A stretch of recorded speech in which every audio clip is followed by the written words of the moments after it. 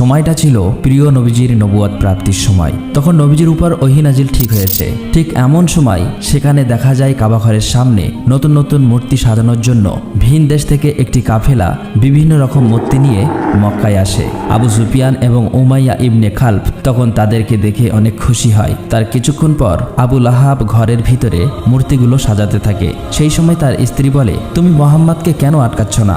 সে তো চাইলে তার স্ত্রী খাদিজাকে নিয়ে অনেক সুখে থাকতে পারে, তাহলে সে কেন বারবার আমাদের বিরোধিতা করছে? আবু লাহাব বলে, ভয় পেও না, আমাদের খোদা আমাদের রক্ষা করবে। মক্কার অবস্থা তখন এমন হয়েছিল যে মক্কার ভিতর এবং আশেপাশের সব জায়গায় মূর্তি পূজায় চলত। সকলেই তখন চারিদিকে আল্লাহর সাথে শিরিকে লিপ্ত হয়ে যায়। এদিকে মুহাম্মদ সাল্লাল্লাহু আলাইহি ওয়াসাল্লামের উপর হেরা গুহায় ওহী নাজিল হতে থাকে। 3 দিন পর রাসূল সাল্লাল্লাহু আলাইহি ওয়াসাল্লাম প্রচণ্ড জ্বর গায়ে বাড়ি ফিরলে তার সাহাবীরা এবং চাচা আবু তালেব তার জন্য দুশ্চিন্তা করতে থাকে। আবু সুফিয়ান, উমাইয়া এবং মক্কার নেতারা একদিন আবু তালেবের বাসায় গিয়ে তাকে হুমকি দিয়ে বলে, মুহাম্মদ সাল্লাল্লাহু আলাইহি ওয়াসাল্লাম যেন ভালো হয়ে যায়, তার এই সকল কাজ যেন খুব তাড়াতাড়ি বন্ধ করে দেয়। প্রয়োজন হলে তারা মুহাম্মদ সাল্লাল্লাহু আলাইহি ওয়াসাল্লামকে মক্কার নেতা বানাবো এবং তাকে অনেক ধন সম্পত্তি দান করব। কিন্তু রাসূল সাল্লাল্লাহু আলাইহি ওয়াসাল্লাম তখন তাদের সকল কথা প্রত্যাখ্যান করে দেয়। এদিকে উতবা ইবনে রাবিয়ার ছেলে হুজাইফাকে ইসলাম ধর্ম গ্রহণ করার জন্য শাসন করতে থাকে। পরে ইবনে হুজাইফার বোন, যে কিনা আবু সুফিয়ানের স্ত্রী, এবং তার ভাই ওয়ালিদ ও তার বিরোধিতা করতে থাকে। হযরত হুজাইফা তখন ঘর থেকে বার হয়ে চলে যায়। ওদিকে মক্কার শাসকদের ভয়ে নবীজির সাহাবীরা লুকিয়ে লুকিয়ে সারারাত ইসলাম ধর্ম গ্রহণ করতে থাকে। একদিন তারা আল্লাহর ইবাদত করতে করতে সকাল হয়ে গেলে যে যার বাসায় লুকিয়ে লুকিয়ে চলে যায়। নবীজির এক সাহাবা সারারাত বাড়ি না ফেরায় তার বাবা মা তাকে নিয়ে দুশ্চিন্তা করছিল। বাসায় ফিরলে তার বাবা মা তাকে বলে, তুমি কোথায় ছিলে? এমন সময় তাদের ঘরে থাকা মূর্তিটি হাতে লেগে পড়ে সেখানেই ভেঙে যায়। তার বাবা বলে, তুমি এটা কি সর্বনাশ করলে? এতদিন যে খোদা আমাদের রক্ষা করত তুমি তাকে ভেঙে ফেললে। তখন ওই সাহাবী বলে, যে খোদা নিজে নিজেকে রক্ষা করতে পারে না সে আমাদের কিভাবে রক্ষা করবে? তার বাবা মা তখন বলে, তুমি মুহাম্মাদের সাথে মিশে নিজের বিপদ নিজেই ডেকে আনছো। তখন সাহাবী বলে, মোটেও না। সে তখন রাসূল সাল্লাল্লাহু আলাইহি ওয়াসাল্লামের বাণীগুলো শোনাতে থাকে। এক পর্যায়ে তার বাবা মা তাদের ভুলগুলো সব বুঝতে পারে এবং ইসলাম ধর্ম গ্রহণ করে নেয়। পরের দিন মক্কার নেতারা এসব জানতে পেরে ওই সাহাবীকে ডেকে আনে। সকলেই ওই সাহাবীর সামনে রাসূল সাল্লাল্লাহু আলাইহি ওয়াসাল্লামের সম্পর্কে হাসি ঠাট্টা করতে থাকে। উমাইয়া তখন তার গোলাম বেলালকে বলে, বেলাল, তুমি ওকে ততক্ষণ মারতে থাকবে যতক্ষণ ও নিজের ভুল বুঝতে না পারে। কিন্তু হযরত বেলাল জানতেন রাসূল সাল্লাল্লাহু আলাইহি ওয়াসাল্লামের সকল বাণীগুলি ছিল সত্যবাণী। সে মনে প্রাণে আল্লাহকে ভয় করতেন। ফলে সে তার মনিব উমাইয়ার মুখে বলে দেয়, না, এটা আমি কখনোই করতে পারবো না। উমাইয়া তখন হযরত বেলালকে মরুভূমিতে নিয়ে অমানবিক অত্যাচার করতে থাকে। তখন সেখানে নবীজির পালক পুত্র জাহেদ আসে এবং বলে, আবু বকর এই গোলামের জন্য 200 দিনার দিতে রাজি আছে, তুমি তাকে মুক্ত করে দাও। উমাইয়া তখন এই দিনারগুলো দেখে হযরত বেলালকে মুক্ত করে দেয়। এদিকে নবীজির কাছে ওহী নাজিল হওয়ায় মক্কার লোকেরা যেন সকলের সামনে ইসলাম প্রচারের কাজ চালিয়ে যায়। আল্লাহর হুকুমে সাহাবীরা সকলেই একত্রিত হয়ে মক্কা শহরে ইসলাম প্রচার করতে থাকে। তারা সকলেই দলবদ্ধ হয়ে কাবা ঘরের দিকে অগ্রসর হতে থাকে। মক্কার কাফের মুশরিকরা তখন নানাভাবে তাদেরকে অত্যাচার করতে থাকে। অনেক কষ্ট সহ্য করে তারা শেষমেশ কাবা ঘরের সামনে পৌঁছাতে সক্ষম হয়। রাতে আবু সুফিয়ান এবং তার স্ত্রী কথা বলছিল। আবু সুফিয়ানের স্ত্রী তখন তাকে বলে, কিভাবে একজন অশিক্ষিত ব্যক্তির মুখ থেকে এত সুন্দর এবং সত্যবাণী বার হয়? আবু সুফিয়ান তখন বলে, যেভাবে দিন দিন তার অনুসারীরা বৃদ্ধি পাচ্ছে আমাদের কিছু একটা করতেই হবে। আমরা প্রথমে মুহাম্মাদের দুর্বল এবং অসহায় অনুসারীদেরকে অত্যাচার ও নির্যাতনের মাধ্যমে ইসলাম ধর্ম ত্যাগ করতে বাধ্য করব। যেই বলা সেই কাজ। পরের দিন সুফিয়ান এবং তার বিভিন্ন গোত্রের নেতারা মিলে অসহায় ও দুর্বল মানুষদের তুলে আনে এবং তাদের উপর চালাতে থাকে প্রচণ্ড অমানবিক অত্যাচার ও নির্যাতন করতে করতে এক পর্যায়ে আবু জাহেল সুমাইয়া রাদিয়াল্লাহু তাআলা আনহাকে আঘাত করে মেরে ফেলে। একটু পরে সেখানে হামজা আব্বাস রাদিয়াল্লাহু তাআলা আনহু নবীজির পালক পুত্র জাহেদ আসলে সেখানে সাহাবীদের অবস্থা খুবই মর্মান্তিক দেখে জায়েদ বলে, তোমরা আবিসিনিয়ায় চলে যাও, কারণ সেখানকার শাসক ছিল অত্যন্ত ন্যায়পরায়ণ এবং ধার্মিক একজন খ্রিস্টান বাদশার কাছে। তাই সকলেই কথা মতো সেখানে চলে যেতে থাকে। এদিকে আবু সুফিয়ান তাদের এই খবর জানতে পেরে তার একটি সহকর্মীকে বলে, তুমি আবু সিরিয়ায় চলে যাও, সেখানে গিয়ে তারা কি করছে সমস্ত খবরাখবর আমাকে বলবে। তখন তাকে আবু সিরিয়ায় পাঠিয়ে দেয়, কেননা মক্কার বাইরে যদি আবু সুফিয়ানের এসব কর্মকাণ্ড শুনে ফেলে তাহলে তার ব্যবসা বাণিজ্যের অনেক ব্যাঘাত ঘটবে। আবু সুফিয়ানের লোকটি সাথে সাথে সেই রাজ্যে চলে যায়। ওদিকে আবু সিরিয়ার রাজা তার সবাই প্রবেশ করতেই সকলেই মাথা নত করে তাকে সম্মান করে। মক্কা থেকে আসা ওই সাহাবীরা তাকে দেখে মাথা নত নত করেনি।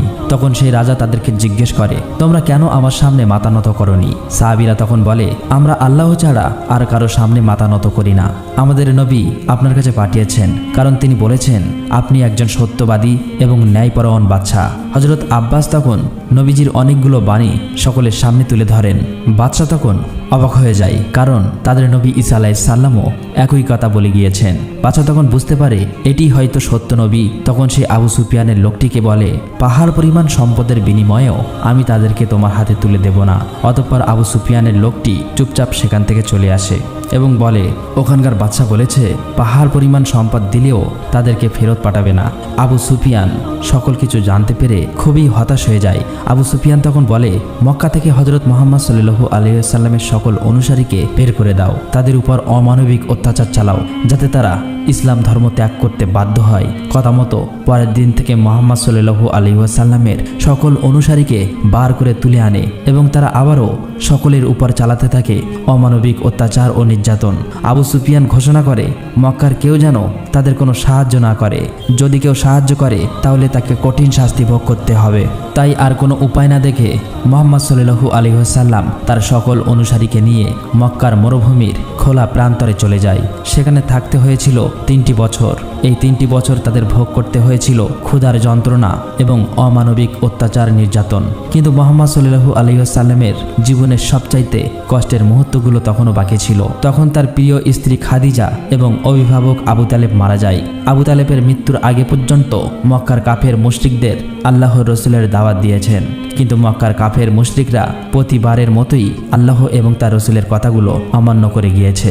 চাচা আবু তালেবের মৃত্যুর পর নবীজির উপর থেকে যেন ছায়া সরে গেল।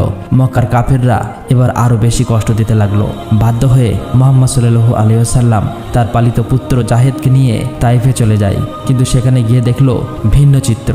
তাইফের মানুষ মুহাম্মদ সাল্লাল্লাহু আলাইহি ওয়াসাল্লামকে কবুল করেনি, বরং তারা তাদের বাচ্চাকে লেলিয়ে দেয় তাকে পাথর মারার জন্য। বাচ্চারা তখন মুহাম্মদ সাল্লাল্লাহু আলাইহি ওয়াসাল্লামকে পাথর মারতে মারতে সেখান থেকে সরিয়ে দেয়। মুহাম্মদ সাল্লাল্লাহু আলাইহি ওয়াসাল্লাম এই ব্যবহারে এত বেশি কষ্ট পেয়েছিল যে ওই দিন তার জীবনের সবচেয়ে বেশি কষ্টের দিন বলে আখ্যায়িত হয়েছিল। দুঃখ ও ভারাক্রান্ত মন নিয়ে নবীজি কাঁদতে কাঁদতে রক্তাক্ত অবস্থায় তায়েফ ত্যাগ করে। নবীজি তখন তার সকল আশা ছেড়ে দিয়েছিল। এমন সময় আল্লাহ তাআলার হুকুমে অদ্ভুতভাবে মদিনা থেকে একটি কাফেলা আসে। তারা এসে নবীজিকে মদিনায় যাওয়ার জন্য আমন্ত্রণ জানায়। এটা শুনে নবীজি অনেক খুশি হয়েছিল। নবীজি তখন তার সাহাবীদের কথা চিন্তা করে নিজেই মক্কায় থেকে যায়, যা করে তার সাহাবীরা কোনো বাধা বিপত্তি ছাড়া মদিনায় পৌঁছাতে পারে। দিন দিন এভাবেই মুহাম্মদ সাল্লাল্লাহু আলাইহি ওয়াসাল্লামের জনপ্রিয়তা এবং ইসলাম প্রসার দেখে আবু সুফিয়ান এবং তার লোকেরা নবীজির উপর আরও বেশি হিংসা করতে থাকে। তারা বলে, এবার নবীজিকে হত্যা করব। যেই ভাবা সেই কাজ। তারা অনেক লোক পাঠিয়ে দেয় নবীজিকে মারার জন্য। সেখানে গিয়ে দেখে নবীজির বদলে হযরত আলী রাদিয়াল্লাহু তাআলা আনহু শুয়ে আছে। আবু সুফিয়ান এই ব্যাপারটি জানতে পারলে তখন সে মক্কায় ঘোষণা করে দেয়, যে ব্যক্তি মুহাম্মদ সাল্লাল্লাহু আলাইহি ওয়াসাল্লামকে জীবিত অথবা মৃত অবস্থায় ধরে আনতে পারবে তাকে 100 উট পুরস্কার দেওয়া হবে। মক্কার লোকেরা তখন পাগলের মতো বেরিয়ে যায় নবীজিকে খোঁজার জন্য। খুঁজতে খুঁজতে তারা একটি গুহা দেখতে পায়, কিন্তু তারা গুহার মুখে গিয়ে দেখতে পায় একটি মাকড়সার জাল বাসা বেঁধে আছে, যা দেখে বুঝতে পারে এই গুহায় অনেক দিন ধরে কেউ প্রবেশ করেনি। আসলে তাদের ধারণাটি ভুল ছিল। গুহাটির ভিতরেই আমাদের প্রিয় নবী হযরত মুহাম্মদ সাল্লাল্লাহু আলাইহি ওয়াসাল্লাম এবং তার সাহাবীরা ছিল। আল্লাহর হুকুমে মাকড়সার জাল বাঁধার কারণে কাফেররা বিভ্রান্ত হয়ে চলে যায়। ফলে আমাদের প্রিয় নবী হযরত মুহাম্মদ সাল্লাল্লাহু আলাইহি ওয়াসাল্লাম এবং তার সাহাবীরা সেবারের মতো বেঁচে যায়।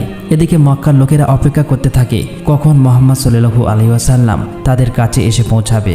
অপেক্ষা করতে করতে একসময় মদিনার মরুভূমিতে দেখা যায় মুহাম্মদ সাল্লাল্লাহু আলাইহি ওয়াসাল্লাম তাদের দিকে ফিরে আসছে, যা দেখে তারা খুবই আনন্দিত হয়ে যায়। তারা সকলেই মুহাম্মদ সাল্লাল্লাহু আলাইহি ওয়াসাল্লামকে অতি যত্ন আদরের সাথে গ্রহণ করে নেয়। এরপর আল্লাহ তাআলার হুকুমে একটি উটের মাধ্যমে একটি জায়গা নির্বাচন করে সেখানে একটি মসজিদ নির্মাণ করা হয়। মদিনার সকল ধনী গরিব একসাথে ওই মসজিদের কাজ সম্পন্ন করে।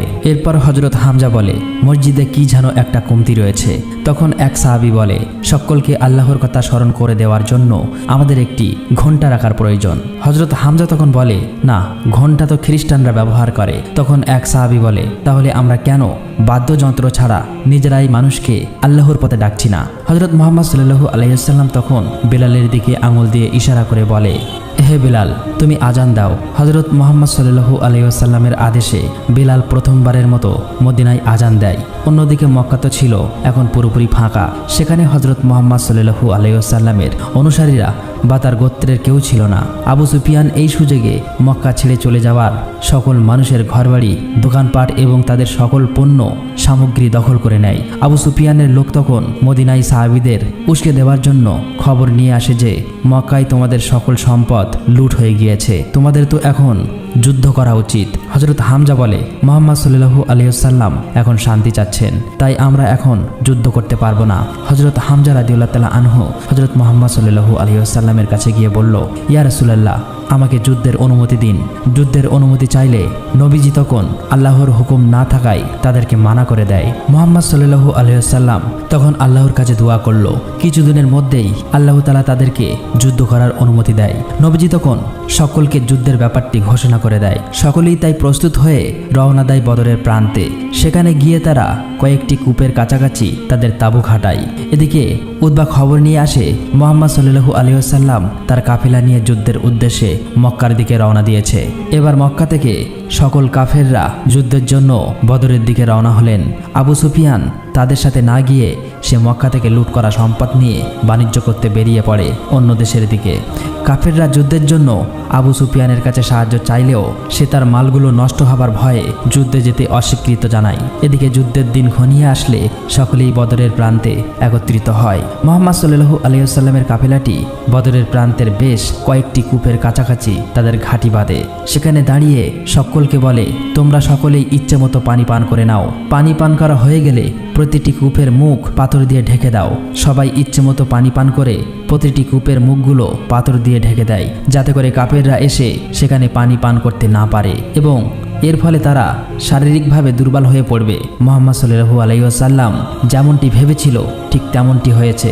কাফেররা অনেক দূর থেকে আসার কারণেই পিপাসায় তারা কাতর হয়ে পড়েছিল, যার কারণে সংখ্যায় বেশি হলেও যুদ্ধের জন্য তারা শারীরিকভাবে ছিল দুর্বল। যাই হোক, এক পর্যায়ে যুদ্ধ শুরু হলে সেখানে কাফেরদের সাথে মুসলমানদের অনেক রক্তপ্রাপ্ত একটি যুদ্ধ হয়। কিন্তু ভালো সংবাদ এটি ছিল যে সে যুদ্ধে আবু সুফিয়ান বাদে মক্কার বড় বড় প্রায় সকল নেতারাই মারা গিয়েছিল।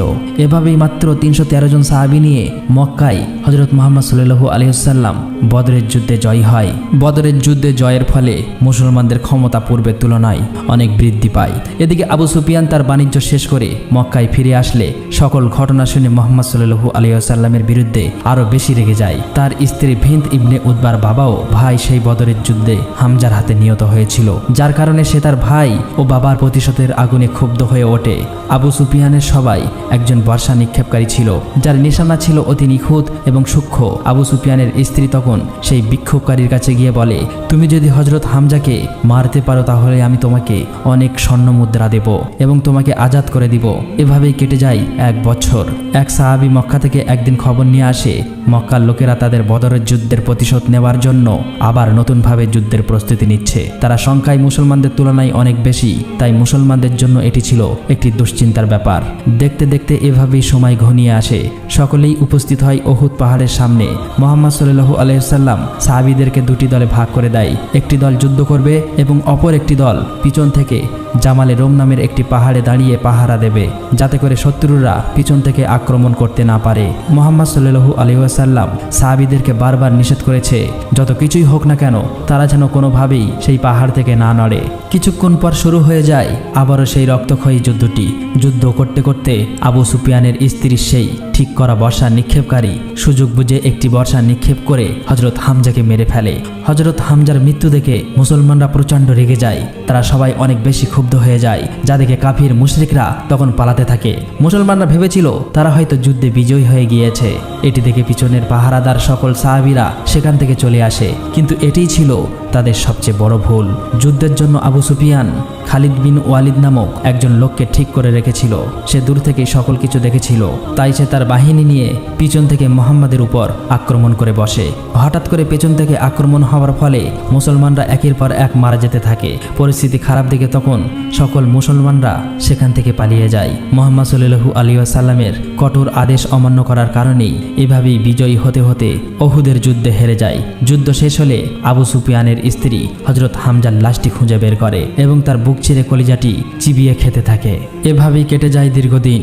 মুহাম্মদ সাল্লাল্লাহু আলাইহি ওয়াসাল্লাম তার সাহাবীদের নিয়ে বিশাল একটি কাফেলা নিয়ে বের হয় ইসলাম প্রচারের উদ্দেশ্যে। মাঝপথে গিয়ে তারা সবাই বিশ্রাম নেওয়ার জন্য এক জায়গায় বসে পড়ে। হঠাৎ সেখানে খালিদ বিন ওয়ালিদ তার সৈন্যবাহিনী নিয়ে চলে আসে আক্রমণ করার জন্য, কিন্তু মুসলমানদের ব্যবহারে তাকে মুগ্ধ করে ফেলেছিল। তাই খালিদ বিন ওয়ালিদ আর কিছু না বলে সেখান থেকে চলে যায়। এদিকে মুহাম্মদ সাল্লাল্লাহু আলাইহি ওয়াসাল্লাম মক্কার কাফেরদের সাথে একটি চুক্তি করে, যেখানে 10 বছর কেউ কারো উপর আঘাত করতে পারবে না। কাফেরদের সাথে এই চুক্তিতে মুসলমানরা রাজি হয়ে যায়। এটি ছিল মুসলমানদের জন্য একটি অন্যতম সুযোগ।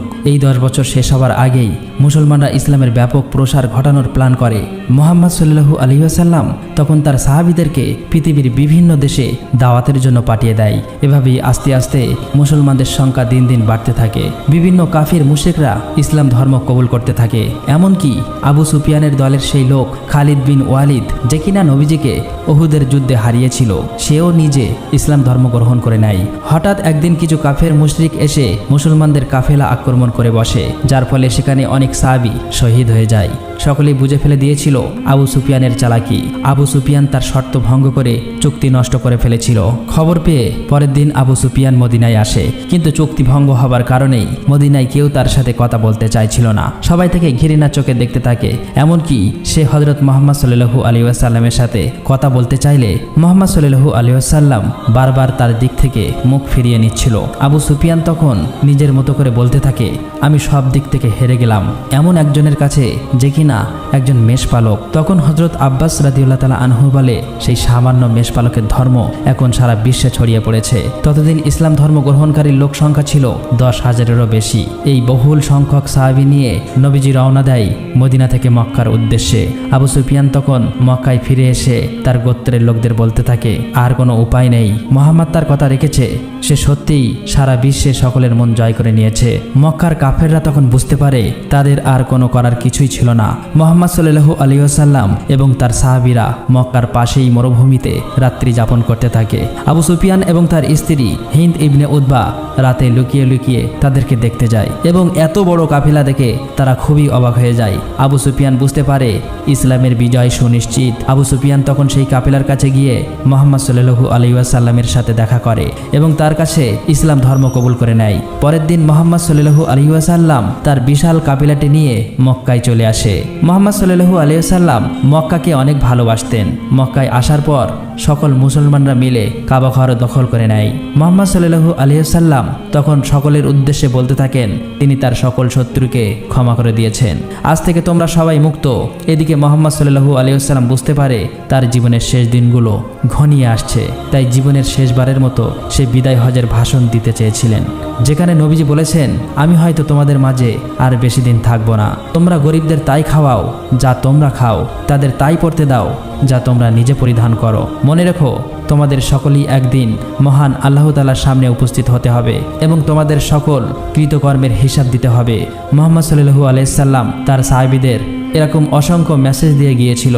মুহাম্মদ সাল্লাল্লাহু আলাইহি ওয়াসাল্লামের শেষ কথা ছিল, আমি তোমাদের কাছে দুটি জিনিস রেখে যাচ্ছি, আল্লাহর কোরআন এবং আমার সুন্নাহ, যা তোমাদের জন্য আলো এবং নির্দেশনা স্বরূপ। এভাবেই হযরত মুহাম্মদ সাল্লাল্লাহু আলাইহি সাল্লাম তার সারাটা জীবন শুধু কষ্ট এবং ত্যাগের বিনিময়ে আমাদেরকে ইসলাম ধর্ম দিয়ে গিয়েছেন।